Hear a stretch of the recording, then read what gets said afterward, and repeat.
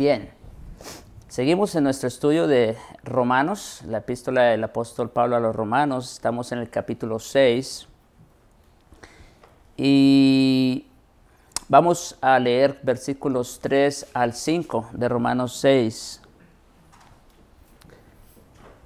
Romanos 6, versículos 3 al 5 dice: ¿O no sabéis que todos los que hemos sido bautizados en Cristo Jesús, hemos sido bautizados en su muerte?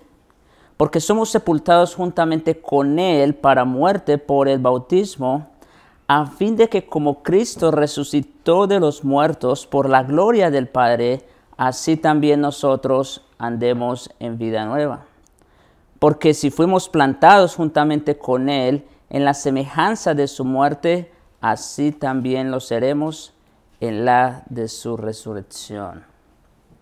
Bien, estamos en una sección que he titulado Unión con Cristo, ¿verdad? Y específicamente muertos al pecado. Unión con Cristo, muertos al pecado. Este es el segundo sermón de esta sección.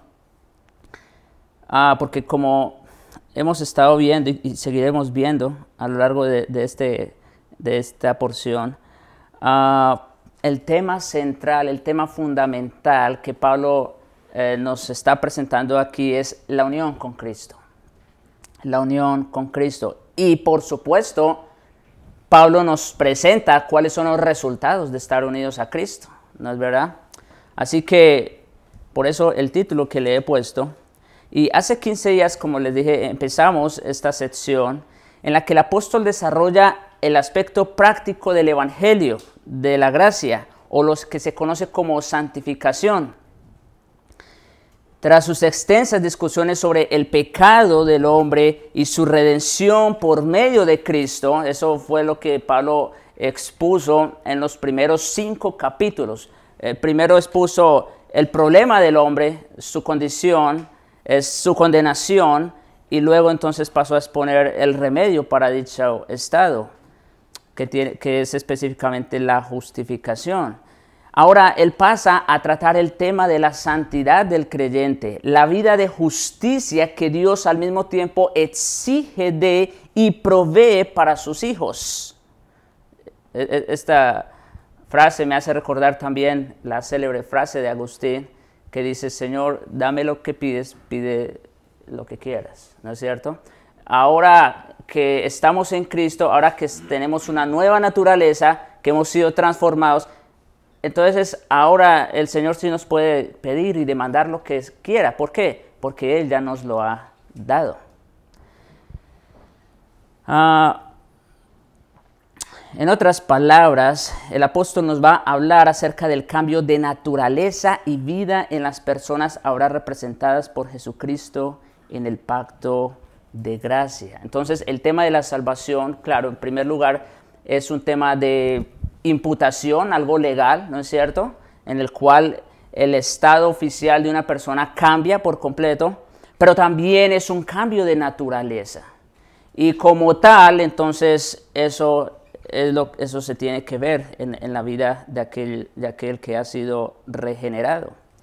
Esto lo hace, como decíamos, sabiendo de antemano la reacción que provocaría su presentación del evangelio en sus opositores, especialmente los judíos, adelantándose con la pregunta: ¿qué pues diremos? ¿Perseveraremos en el pecado para que la gracia abunde? Entonces ya sabemos que después de que Pablo ha presentado un evangelio tan glorioso, tan magnificante como es el evangelio de la gracia, la pregunta inmediatamente que surgiría es: bueno, pues si ese es el caso, si somos salvos por la sola fe en Jesucristo y por pura gracia, pues entonces no hay ningún problema con el pecado. Y esa es la pregunta que el apóstol propone aquí. Parafraseando esa pregunta sería: ¿acaso es posible que pueda alguien vivir en la misma relación de sometimiento al pecado que tenía antes de la salvación? O en términos teológicos, ¿en verdad puede existir justificación aparte de santificación? Y noten, bueno, hace 8 días hicimos la diferencia, ¿no?, entre justificación, santificación no son lo mismo.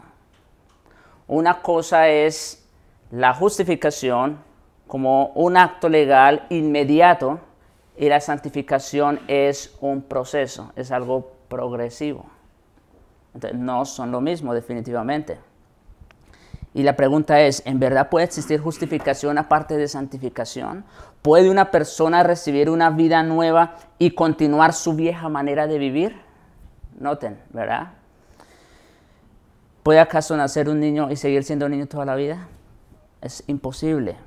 En otras palabras, ¿puede una persona que persiste en vivir como un hijo del diablo verdaderamente haber nacido de nuevo como hijo de Dios?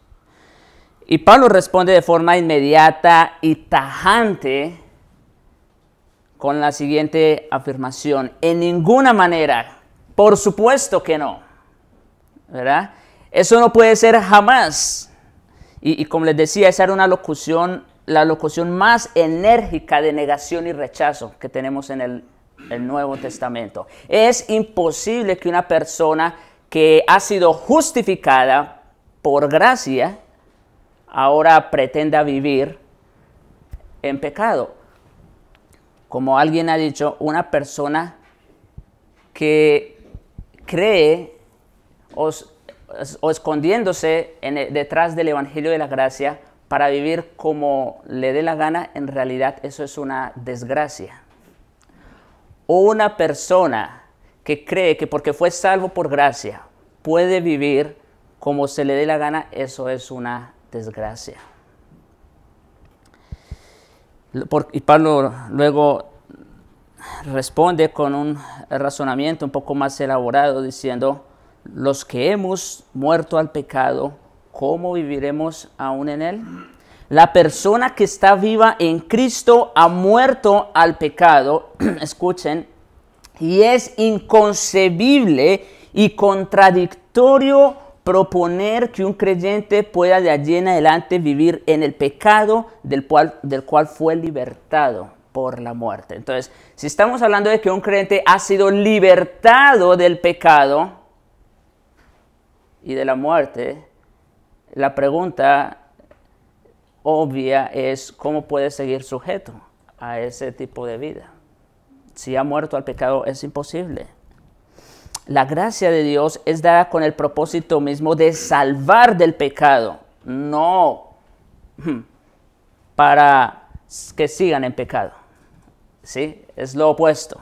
La gracia de Dios es dada con el propósito de salvar del poder y dominio del pecado. Y únicamente la mente más corrupta y haciendo uso de la lógica más pervertida podría argumentar que continuar en el pecado del cual supuestamente ha sido salvado de alguna forma honra al Dios Santo que sacrificó a su Hijo para libertarnos de toda injusticia. Otra vez, excusarse en el Evangelio de la Gracia para perseverar en el pecado, en realidad eso es una desgracia. El acto en este sentido tuvo lugar una sola vez. Una persona por definición no muere de manera continua, lo dijimos hace 8 días. La muerte que es real es una sola vez. Una persona no muere 2 veces, ¿no es cierto? Bueno, igual ocurre en este sentido con el pecado. No es posible en absoluto que las personas que en verdad hemos muerto al pecado sigamos viviendo aún en él. Noten, no estamos hablando solamente de una incapacidad moral. Estamos hablando de una imposibilidad. Es una imposibilidad que el pecado siga señoreando sobre el creyente. Por eso, como les decía también la semana pasada, si todavía usted está sometido a los deseos de la carne, a los deseos de este mundo, si todavía no puede decirle que no a sus tentaciones, entonces usted no tiene derecho de llamarse hijo de Dios, llamarse creyente, porque su Señor no es Cristo, su Señor es el pecado.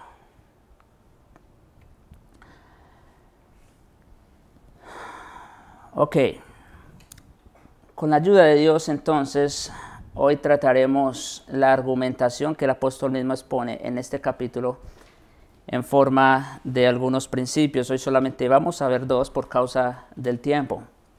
El primero de ellos, el primer principio que soporta la respuesta del apóstol de que es imposible que sigamos viviendo el pecado, es que somos bautizados en Cristo. Ese es el primero.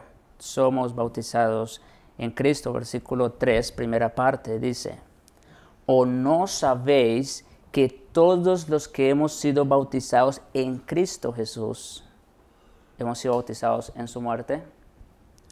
El primer principio es que todos los cristianos verdaderos hemos sido bautizados en Cristo Jesús. Ese es número uno. Cuando Juan el Bautista bautizó en agua para arrepentimiento de pecado, la obvia y clara intención era volverse a la justicia, ¿verdad? Por eso Juan les decía: haced pues frutos dignos de arrepentimiento, ¿no? Entonces, la intención del evangelio del bautizo de Juan era para arrepentimiento. Al recibir el bautismo de Juan, el creyente renunciaba a su pecado y a través de esa purificación simbólica se identificaba de allí en adelante con el Mesías y su justicia. El bautismo representaba de una manera única esa identificación.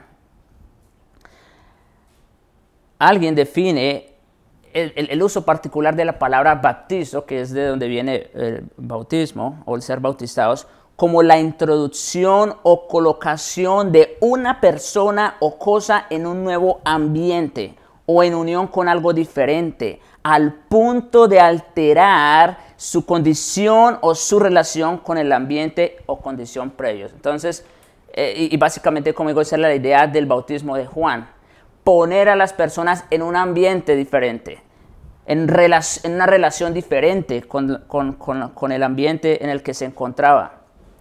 O básicamente podemos hablar pues de la naturaleza bajo la cual se encontraba, naturaleza de pecado. Esta palabra se usaba para referirse, de hecho, a telas que se sumergían en tinta para teñirlas de un color en particular. Y esto tiene varias implicaciones.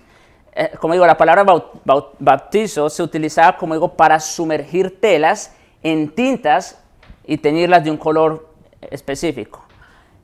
Y cuando nosotros aplicamos el uso de ese término a nuestros días, o a lo que nosotros tenemos como práctica el bautismo, en realidad tiene mucha semejanza a lo que nosotros hacemos el día de hoy. Y ya vamos a ver por qué. En su primera carta a los Corintios, Pablo habló también de que el pueblo de Israel fue bautizado en Moisés. Eso está en 1 Corintios 10:2, ¿verdad? Y es interesante cómo Pablo le llama a eso que el pueblo vivió con Moisés. Escuchen: para simbolizar la identidad o solidaridad del pueblo con Moisés como vocero de Dios y líder designado por él, así como el hecho de que ellos se colocaron bajo su autoridad. Entonces, cuando Pablo dice que Israel fue bautizado en Moisés, lo que está diciendo allí es que Israel se identificó de una manera especial y particular con Moisés. Y no solamente eso, sino que además se sometieron en alguna manera a la autoridad de Moisés. Es lo que quiere decir Pablo allí cuando dice que Israel fue bautizado en Moisés. Mediante esa identidad y sumisión, ellos participaron del liderazgo y las consecuentes bendiciones y la honra de Moisés. Por así decirlo, el israelita fiel estaba fusionado con Moisés, quien a su vez estaba fusionado con Dios. Entonces, esto es interesante. ¿Cómo era que Israel podía tener comunión con Dios en ese momento, en ese tiempo? A través de Moisés. Entonces, Moisés hablaba con Dios de parte del pueblo, ¿no es cierto? Y la respuesta: Moisés hablaba al pueblo de parte de Dios. Entonces noten que Moisés ocupaba una función muy importante. Él era el mediador, por decirlo de alguna manera. Él era el mediador, y por eso Pablo utiliza ese término bautizo. Israel estaba fusionado, era uno con Moisés, de tal manera que lo que Moisés decía, ellos sabían que era palabra de Dios. Esa es la idea. Estoy trayendo aquí unos ejemplos, como dije, traje primero el bautismo de Juan, ¿no es cierto?, que era para arrepentimiento, que coloca a las personas en una nueva posición, una nueva relación con el ambiente que los rodea, pero también estamos hablando del uso de la palabra bautizo que Pablo le da en el caso de Israel con Moisés. Y todo esto lo traigo para que nosotros entendamos mejor lo que Pablo nos está diciendo en Romanos 6:3, de que nosotros, los creyentes, hemos sido bautizados con Cristo. Entonces, o en Cristo más bien. De una manera similar, como les digo, pero infinitamente más profunda y permanente, todos nosotros, los creyentes, es decir, los cristianos, hemos sido bautizados en Cristo Jesús. Hemos quedado inmersos en Él permanentemente. Y de ese modo hemos llegado a ser uno con Él. Así que, así como Israel estaba fusionado a Moisés, estaban unidos a Moisés, y en ese sentido fueron bautizados en Moisés, de la misma manera el creyente ahora siendo uno en Cristo, entonces es el término que Pablo está usando aquí para hacer referencia al bautismo de Cristo. Ahora el creyente es uno con Cristo, ha sido inmerso en Él permanentemente. Debe advertirse aquí, de hecho, que el término griego, así como el concepto que transmite, requieren que el bautismo de agua sea por inmersión, a fin de simbolizar adecuadamente esta realidad. Entonces, estamos diciendo de que el creyente ahora pasa a ser uno con Cristo, ¿verdad? Pues la mejor manera de expresar esa realidad es mediante el bautismo por inmersión. Y como les dije hace un momento, el uso que se le daba al término bautismo era para referirse a telas que se sumergían en tintas, ¿no es cierto? Y de esa manera, pues, tomaban el color en el cual lo sumergían. De la misma manera, el creyente, la mejor manera que el creyente expresa esa realidad de unión con Cristo es a través del bautismo por inmersión, no por aspersión, como lo hacen algunos otros grupos, incluso reformados. El bautismo por inmersión es la mejor señal que expresa la realidad de haber sido bautizados en Cristo. Entonces, noten, lo que yo quiero que tengan claro es que la palabra bautizo aquí en realidad significa unidos a Cristo. Eso es lo que significa aquí el término bautizo. O estar unidos, inmersos en Cristo. En otros pasajes, Pablo afirmó la importancia del bautismo en agua también, como obediencia al mandato directo del Señor en 1 Corintios 1:13 y Efesios 4:5. Pero esa es únicamente la señal externa, otra vez, insisto, del bautismo al que se hace referencia aquí. Ahora, esto es importante. Cuando Pablo habla aquí de que los creyentes hemos sido bautizados en Cristo, escuchen, el término bautismo que se utiliza aquí no se está refiriendo propiamente al bautismo del agua. Claro, de alguna manera lo sugiere, pero en realidad, otra vez, repito e insisto, lo que Pablo nos quiere enseñar aquí es que el creyente ha sido inmerso en Cristo, que el creyente ha sido unido, ahora es uno con Cristo, y para eso el mejor término, la mejor palabra que él puede usar es la palabra bautismo. Es por eso que Pablo está hablando aquí de bautismo. Él está hablando en sentido metafórico de la inmersión espiritual de los creyentes en Cristo a través del Espíritu Santo. Los creyentes son uno con Cristo, ¿cómo? A través del Espíritu Santo. De la unidad íntima del creyente con el Señor. Y esa es la verdad a la cual Jesús se refirió, por ejemplo, en Mateo 28:20, cuando dice: He aquí, yo estoy con vosotros todos los días hasta el fin del mundo. Esa palabra, yo estoy con vosotros, hablándole a sus discípulos, significa eso.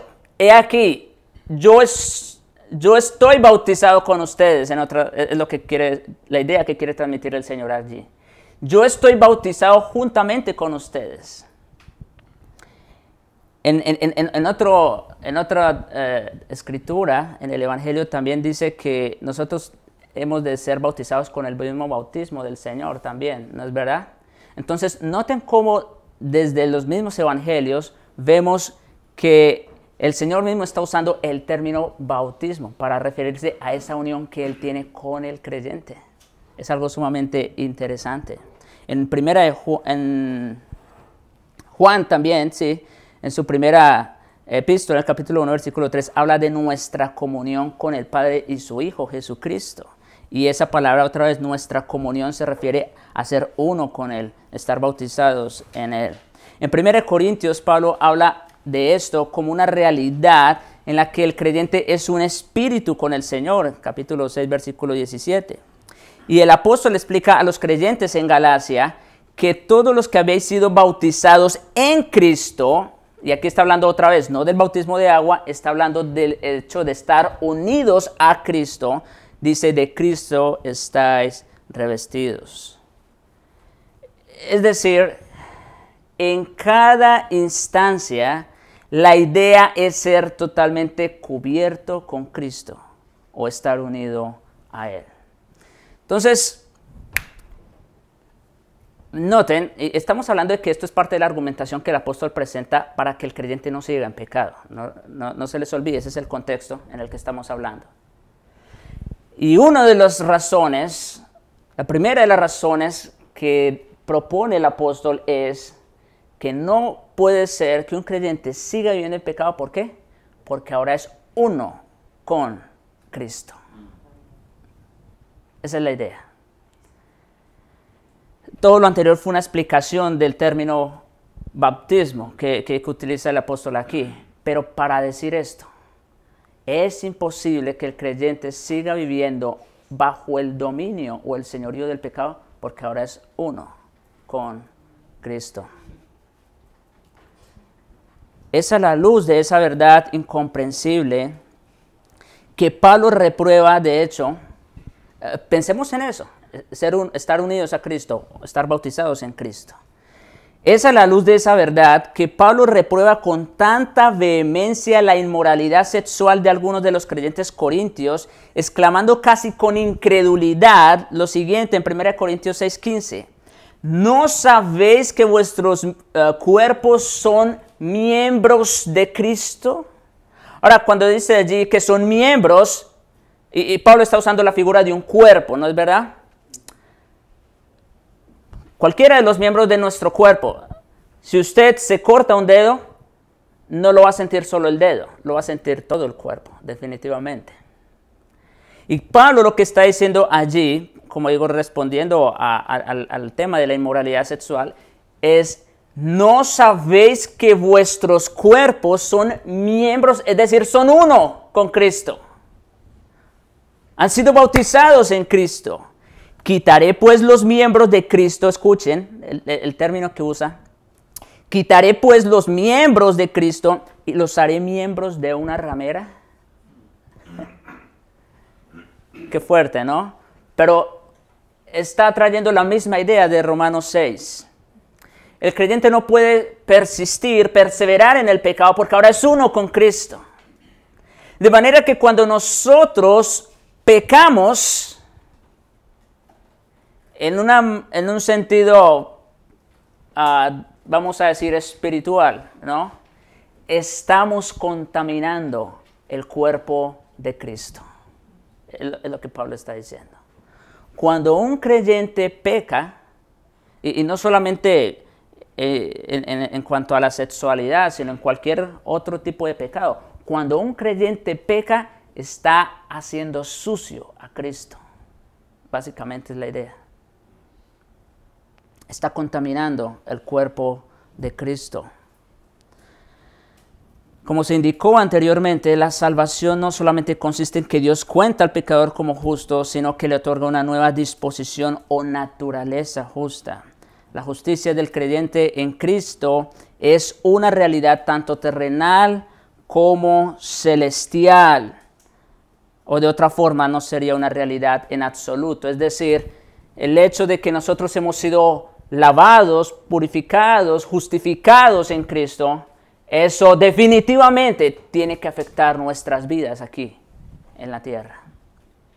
Eso tiene que ser una realidad, como digo, o de lo contrario, no es una realidad. Si nuestras vidas no expresan esa justicia de Cristo con la cual nosotros decimos que hemos sido cubiertos, entonces es porque en realidad no hemos sido justificados. Muchas personas interpretan el argumento de Pablo en Romanos 6, versículos 3 al 10, como si fuera una referencia al bautismo de agua, ya les dije. Sin embargo, Pablo está utilizando la analogía física del bautismo en agua para enseñar la realidad espiritual de la unión del creyente con Cristo. El bautismo en agua, esto es solo como un comentario, el bautismo en agua es la identificación externa de una realidad interna que consiste en la fe, en la muerte y resurrección de Jesús. Eso en primer lugar. Pero no solo eso. No solo eso. De hecho, el bautismo, yo sé que cuando una persona baja a las aguas y da un testimonio de su fe, sí, en parte es eso el bautismo, es un testimonio público de haber creído en Jesucristo, ¿no es cierto?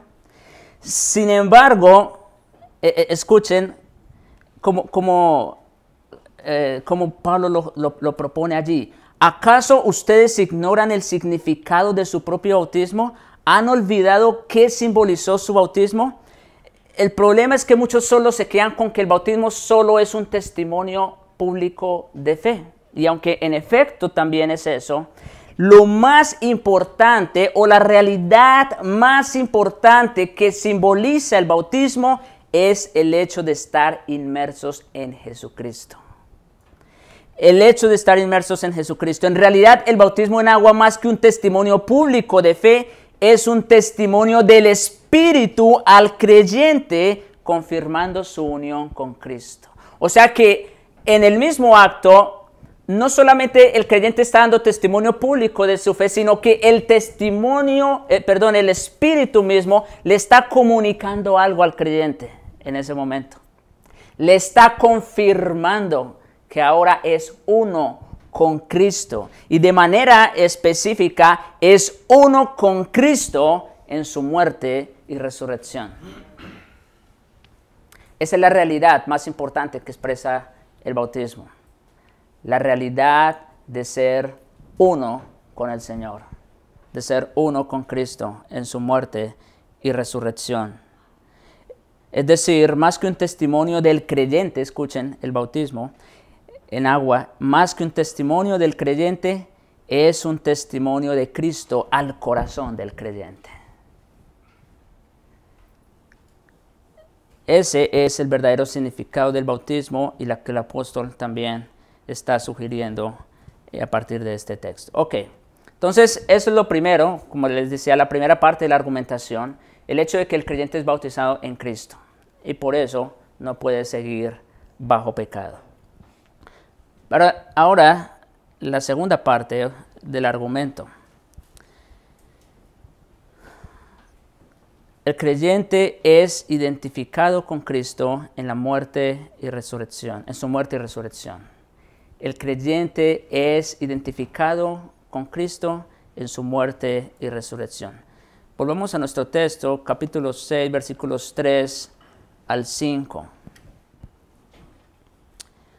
¿O no sabéis que todos los que hemos sido bautizados en Cristo Jesús hemos sido bautizados en su muerte? Porque somos sepultados juntamente con Él para muerte por el bautismo, a fin de que como Cristo resucitó de los muertos por la gloria del Padre, así también nosotros andemos en vida nueva. Porque si fuimos plantados juntamente con Él en la semejanza de su muerte, así también lo seremos en la de su resurrección. Entonces, el segundo principio que Pablo destaca es una extensión del primero. Ya dijimos, en el primero, el creyente es bautizado con Cristo, es decir, es hecho uno solo con Cristo. Y básicamente, ahorita pensando, básicamente la idea es la misma de una pareja, ¿no es cierto? Cuando el Señor dice que dejarán de ser dos y serán una sola carne, ¿no es cierto? Y Pablo lo propone exactamente de la misma manera en Efesios capítulo 5. Pablo está hablando, por supuesto también del matrimonio, ¿no? Pero también está hablando de Cristo y de la iglesia. Y dice que esa unión que tiene el hombre con la mujer, de que ahora dejan de ser dos para ser uno, es exactamente la misma realidad que ocurre con el creyente. Ya el creyente deja de ser él solo o vivir su vida él solo para estar unido a Cristo y vivir la vida de Cristo. Eso es un gran misterio, como Pablo mismo lo dice. Grande es este misterio, pero eso es una realidad, definitivamente. Y volviendo al tema, Cristo lo hizo para santificar a su iglesia. Ahora, si estamos unidos a Cristo, la pregunta es, ¿podemos seguir viviendo bajo el dominio del pecado? Ok, volvamos aquí a nuestro segundo punto. Como les decía, este segundo principio es una extensión del primero. Ya sabemos cuál es el primero, bautizados con Cristo. Todos los cristianos no solamente han sido bautizados en Cristo, sino que se identifican con Él de manera específica en su muerte y resurrección. El elemento inicial del segundo principio es que todos los creyentes hemos sido bautizados en su muerte. Entonces, la primera parte de ese bautismo con Cristo, ¿cuál es? Hemos sido bautizados ¿en qué? En su muerte. Esa es la primera parte. La muerte de Cristo es un hecho histórico que nos hace volver la mirada a la unión que tenemos con Él en la cruz. Ahora, esto es sumamente importante. Lo que Pablo está diciendo aquí, de que hemos sido bautizados en Cristo y primero que todo hemos sido bautizados en su muerte, es por esa razón que cuando Cristo fue a la cruz, pagó la deuda de nuestro pecado. Es más, es por esa razón que Cristo fue a la cruz. Vamos a decir esto. Cuando el Señor empieza a tener sufrimiento y grande agonía, ¿recuerdan ustedes en el Getsemaní? Y eso ya yo le expliqué, no voy a entrar en detalles, pero solamente lo traigo para esto. Cuando el Señor estaba empezando a pasar esos momentos de dolor, de angustia, de aflicción, hasta llegar a la cruz, por supuesto, ¿saben en realidad qué era lo que estaba ocurriendo allí? Lo que en realidad estaba ocurriendo allí era que Dios nos estaba uniendo a Cristo. Dios nos estaba haciendo uno con Cristo en ese momento. Y porque Dios nos estaba haciendo uno o nos estaba bautizando en Cristo en ese momento, es por eso que el Hijo empezó a sufrir. El Hijo no tenía por qué sufrir. Él es Dios, Él es santo, Él es perfecto, sin pecado. Pero la razón de por qué empezó a sufrir, ¿qué es lo que causa dolor y sufrimiento en nuestras vidas? El pecado, ¿no es cierto? La razón de por qué Cristo empezó a sufrir y a padecer desde ese momento, y lo que Él temía, era porque en ese momento Dios nos estaba uniendo a Cristo. Y por eso fue a la cruz. De otra manera no hubiera ido a la cruz. Pues si no había pecado, la paga del pecado es muerte. Si Cristo, como Cristo no pecó, pues simplemente no tenía que morir. ¿Pero por qué razón fue a la cruz? Porque ahora era uno con nosotros. De manera que cuando Cristo fue a la cruz, Dios en realidad, vamos a decir, y como lo dije alguna vez, en un momento, como un misterio, Dios en ese momento dejó de verlo a Él para vernos a nosotros allí en la cruz. Eso fue lo que pasó en realidad. ¿Ven por qué Pablo trae la realidad de la muerte de Cristo? De haber sido bautizados en la muerte de Cristo para que abandonemos el pecado. porque es que nosotros estábamos allí con Cristo, muriendo al pecado.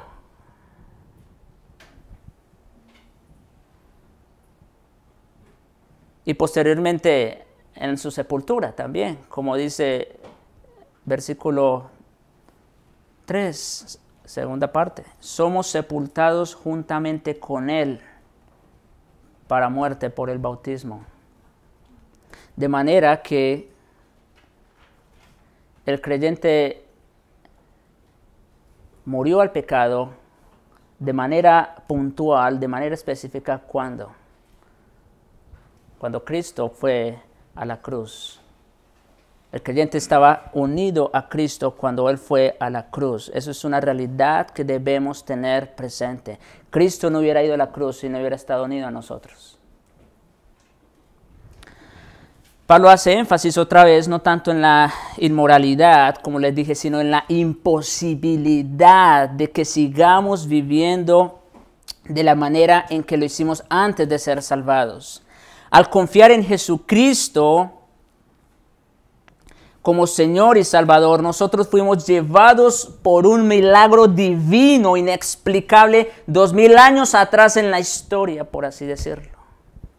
¿Sí? Cuando el creyente cree, en realidad lo que está ocurriendo en ese momento es que el Espíritu Santo, de una manera poderosa y milagrosa, está aplicando ese sacrificio de Cristo que ocurrió hace 2000 años a la vida de la persona en ese momento. O, de hecho, de otra manera, cuando una persona cree, lo que está haciendo el Espíritu Santo es acercando a esa persona 2000 años atrás a Jesucristo. Otra vez, esto es un milagro, esto es un misterio definitivamente, pero también debemos recordar lo siguiente.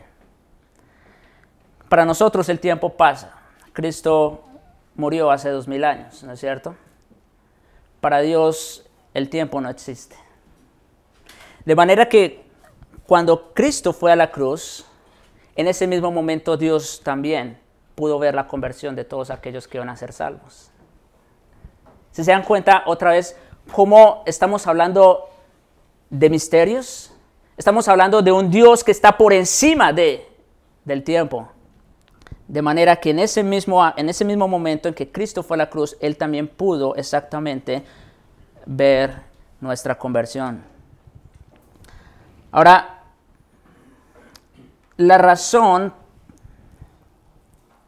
por la que somos sepultados, y dicho sea de paso, el hecho de que Pablo mencione allí la sepultura, de haber sido sepultados juntamente con Cristo, lo único que hace es ratificar la verdad de haber muerto, ¿no es cierto?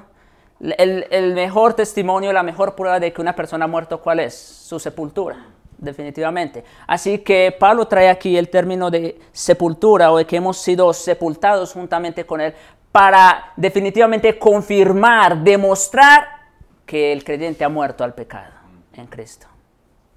Por eso trae el término sepultura. Y la razón por la que trae esta afirmación, como dice allí el mismo texto, es para que a fin de que como Cristo resucitó de los muertos por la gloria del Padre, así también andemos en vida nueva.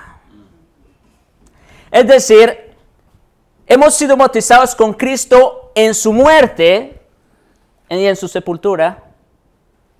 ¿Para qué? Para que de la misma manera, o así como fuimos sepultados en su muerte, como fuimos bautizados en su muerte, ahora también nosotros participemos de ese bautismo en su resurrección. ¿Sí? Dicho de otra manera, así como fuimos unidos a Cristo en su muerte y sepultura, el creyente ahora es unido a Cristo en su resurrección también.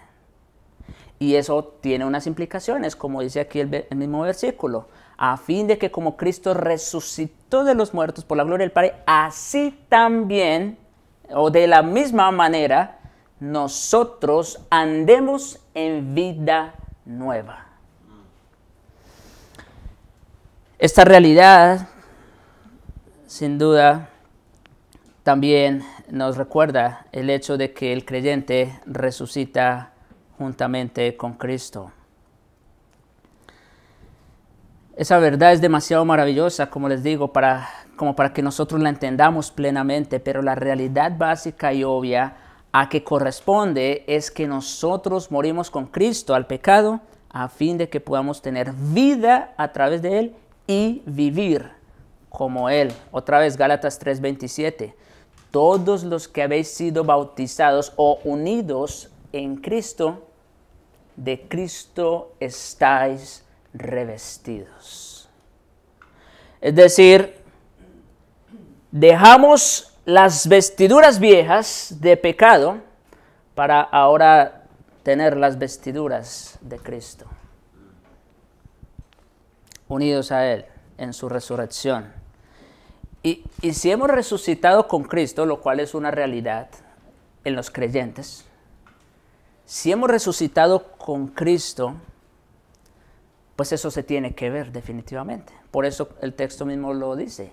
Así también nosotros andemos en vida nueva. ¿Se dan cuenta? Pablo trae la realidad de haber sido bautizados en Cristo, en su muerte, como en su resurrección, para decirnos que es imposible que el creyente siga viviendo bajo el dominio del pecado. ¿Y por qué razón? Porque el creyente ahora vive una nueva vida. Ahora vive la vida de Cristo. Como dice Charles Hodge, no puede haber participación en la vida de Cristo sin una participación en su muerte. Y no podemos disfrutar los beneficios de su muerte a no ser que seamos partícipes del poder de su vida. Ahora, lo que quiere decir aquí es, cuando dice que somos partícipes del poder de su vida, es que nosotros ahora vivimos como Cristo. Sigue diciendo, debemos ser reconciliados con Dios a fin de ser santos. Y no podemos ser reconciliados sin ser santos como consecuencia de ello. Lo uno viene como resultado de lo otro.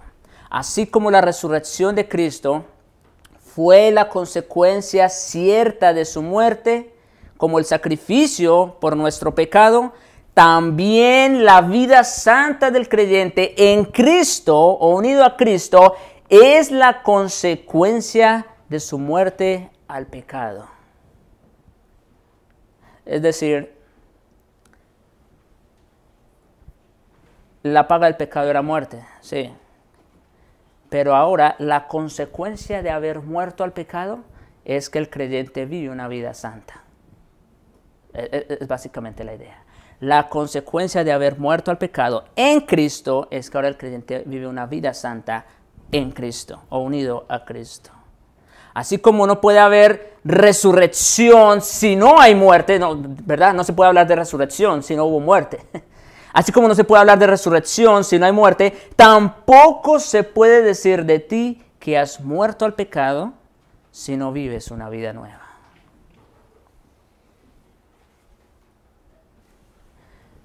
Lo que Pablo está hablando aquí, aunque es un poco misterioso en el sentido de que no podemos comprender plenamente la obra de Cristo, sin embargo, tiene muchísimo sentido, ¿no les parece? Todo el sentido del mundo.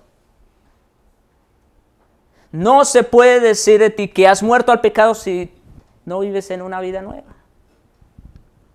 Ahora, nueva, aquí es la traducción de kairos, que se refiere a una novedad de cualidad y de carácter. O sea, se refiere a estar en un plano diferente con relación a lo que éramos antes. Una novedad de cualidad y de carácter.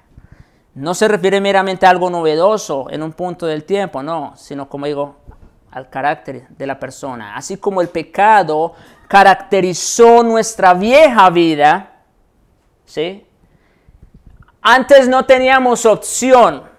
Todo lo que podíamos hacer era pecar, porque esa era nuestra naturaleza, ¿no es verdad? Bueno, así como el pecado caracterizó nuestra vida vieja, la justicia caracteriza ahora nuestra vida nueva. Otra vez, no podemos decir que hemos muerto al pecado cuando aún vivimos en él. Ahora, la Biblia está llena de descripciones de nueva vida espiritual del creyente. Solamente voy a mencionarlo, no vamos a ir a los textos, son muchos. Pero, por ejemplo, dice de nosotros que recibimos un corazón nuevo en Ezequiel 36, 26. Recibimos un nuevo espíritu, Ezequiel 18, 31. Somos una nueva canción, Salmos 43. Tenemos un nombre nuevo, Apocalipsis 2:17. Somos llamados nuevas criaturas, 2 Corintios 5:17. Somos llamados nueva creación, Gálatas 6:15. Y también somos llamados nuevo hombre, Efesios 4:24. Entonces, si se dan cuenta, los que hemos muerto al pecado, hemos dejado una vida vieja, ¿no es cierto? Una vida que está o que correspondía al carácter mismo del pecado.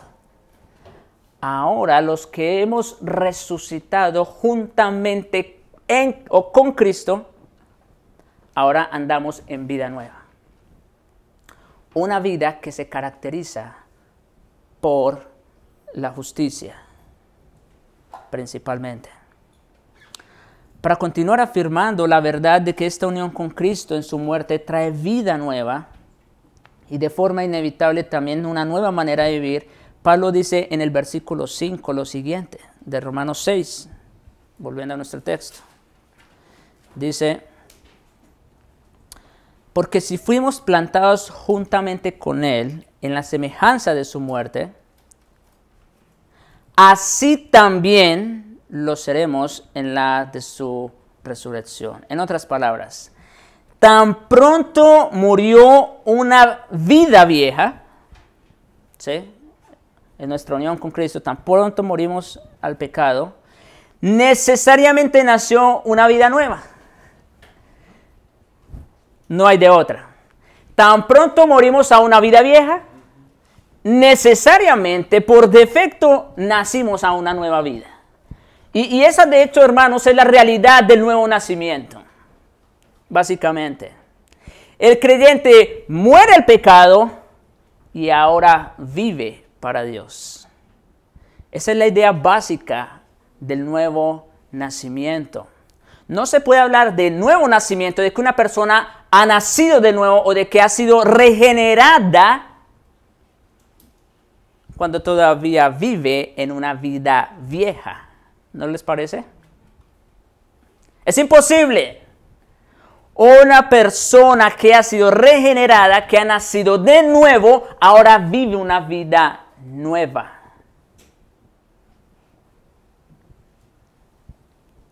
Y como dice Juan, su primera carta, capítulo 3, versículo 9,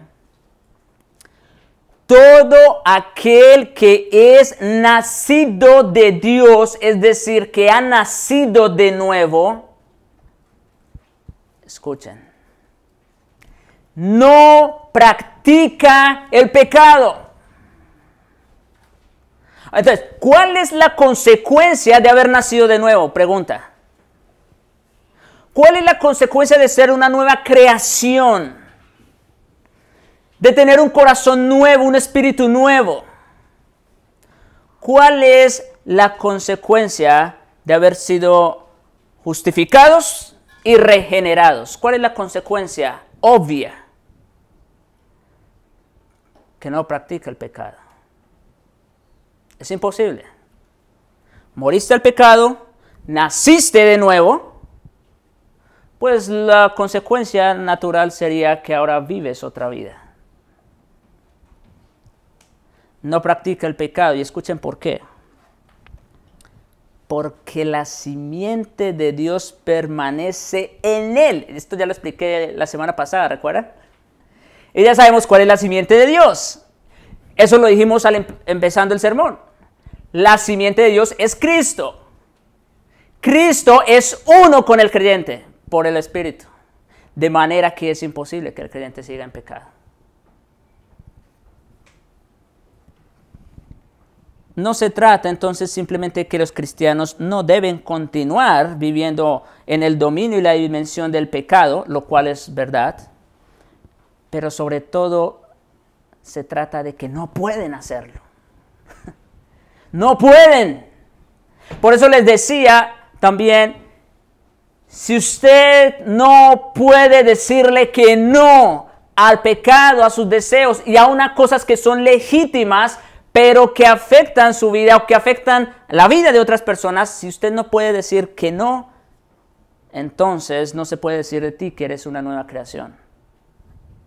Porque simplemente el creyente no puede vivir en esa esfera de pecado. Ya dejó esa vieja vida. Es decir, aquellos que ahora pertenecen al reino de Cristo, la naturaleza de Cristo o simiente de Dios les es implantada mediante su espíritu en la regeneración y por eso no pueden pecar. Entonces, ven, no estamos hablando simplemente de que no debes de... No, ese no es el tema, ese no es el punto. Se trata de que es imposible por naturaleza. Si ya dejaste una vieja vida de pecado, moriste a ella con Cristo, ahora estás con Cristo en una nueva vida, es imposible que entonces vivas bajo la esfera del pecado, bajo el señorío del pecado. Sería una incongruencia total. Pero hay más aquí y quiero resaltar esto también. Cuando Juan dice que el creyente no practica el pecado porque la simiente de Dios permanece en él, hay algo más que quiero destacar aquí. El creyente no está solo en su lucha con el pecado. Escuchen esto. El hecho de que la simiente de Dios esté en él, es decir, que Cristo esté en él, de que sea uno con Cristo, en otras palabras, o de que haya sido bautizado en Cristo, son términos sinónimos. El hecho de que el creyente sea uno con Cristo significa que no está solo en su lucha con el pecado y proceso de santificación. Dios está con él. Cristo está con él. El Espíritu Santo está con él. Para ayudarlo, para fortalecerlo, para guiarlo, para consolarlo. Y escuchen cómo dice Hebreos capítulo 2, versículo 18. Pues en cuanto él mismo padeció, siendo tentado, hablando de Cristo, nuestro sumo sacerdote, por cuanto él mismo padeció, siendo tentado, igual que nosotros, pero sin pecado, es poderoso para socorrer a los que son tentados. Así que el hecho de que la simiente de Dios esté en nosotros nos comunica dos verdades principalmente. Una, el creyente no puede pecar, precisamente porque el Espíritu, Cristo está en él, por su Espíritu. Y dos, precisamente porque Cristo está en él, por su Espíritu, él tiene la fuerza, el dominio y todo lo necesario para vencer el pecado. Tiene la capacidad para decirle que no a sus deseos. Dios está ahí para ayudarlo.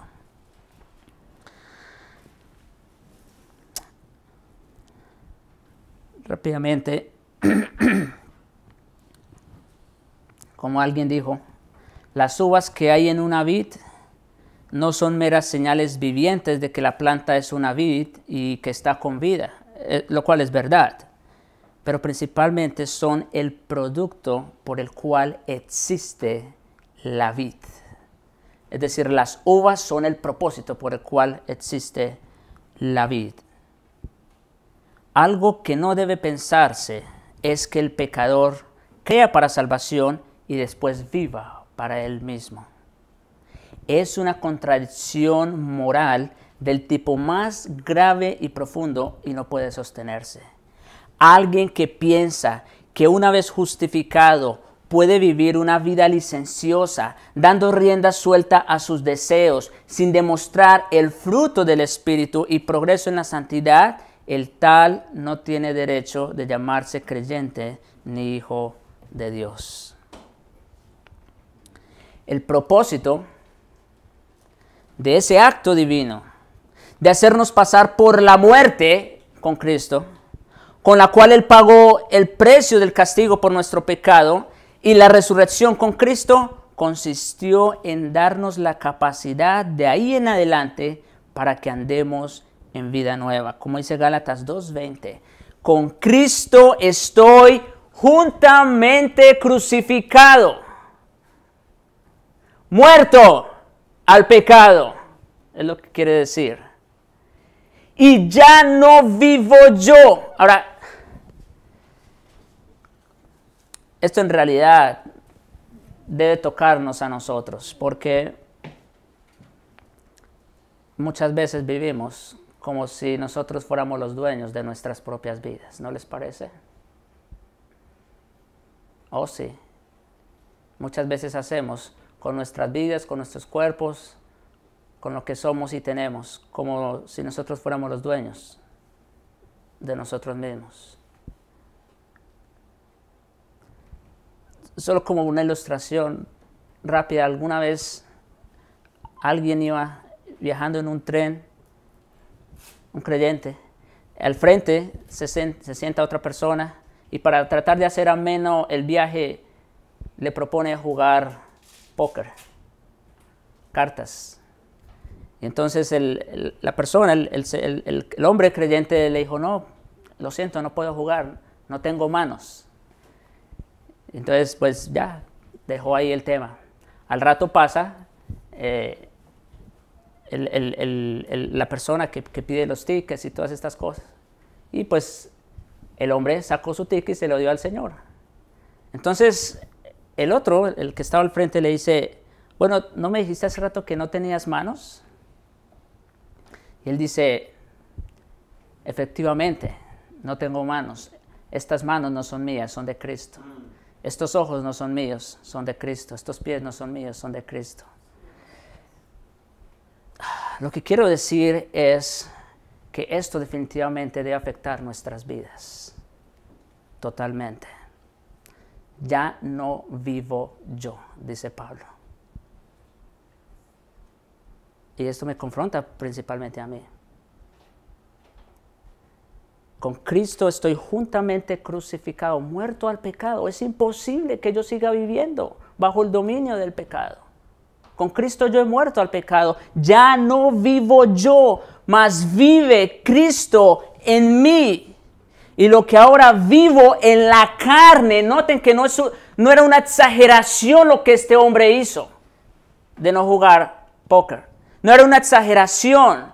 Dice aquí, lo que ahora vivo en la carne como persona, lo vivo en la fe del Hijo de Dios, el cual me amó y se entregó a sí mismo por mí. Ya no somos de nosotros, ya no nos pertenecemos a nosotros ni a este reino, a este mundo de pecado. Nos pertenecemos a Cristo y su reino.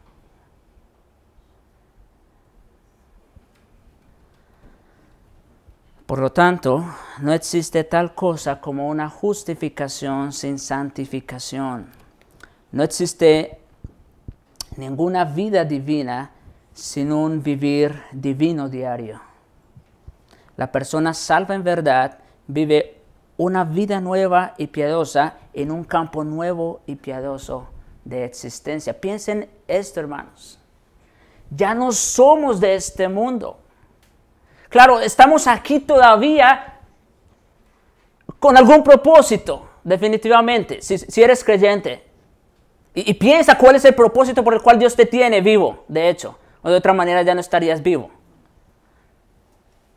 Pero no somos ya de este mundo, no somos de este reino. Pertenecemos a un reino infinitamente superior, al reino de Cristo.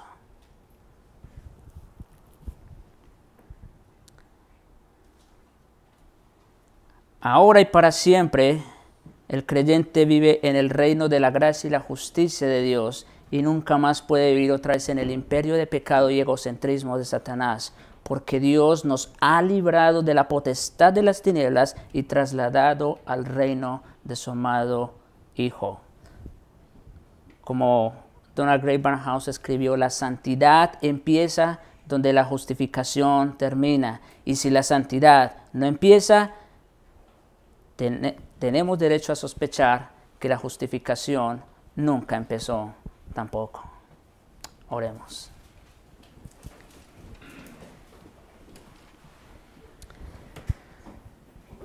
Oh Señor, nuevamente aquí estamos y confrontados con tu palabra, porque seguramente no hemos vivido, Señor, a la altura de nuestro llamado o correspondiente a la naturaleza nueva que hemos recibido, que se nos ha sido implantada. Te rogamos, Señor, perdónanos. Perdónanos por querer vivir a nuestras anchas, dar rienda suelta a nuestros deseos, vivir como si nosotros fuéramos los dueños y señores de nuestras vidas. Y te ruego, Señor, que nos recuerdes estas verdades, que ya no somos nosotros, ahora somos uno con Cristo. Hemos sido bautizados con Él en su muerte, para que también seamos bautizados en su resurrección, para ya no andar en la vida vieja de pecado, sino en una vida nueva de justicia y de santidad. Oh Señor, te suplicamos, haz esa obra por tu Espíritu en nuestras vidas, te lo ruego, Dios, en Jesucristo y para tu gloria. Amén.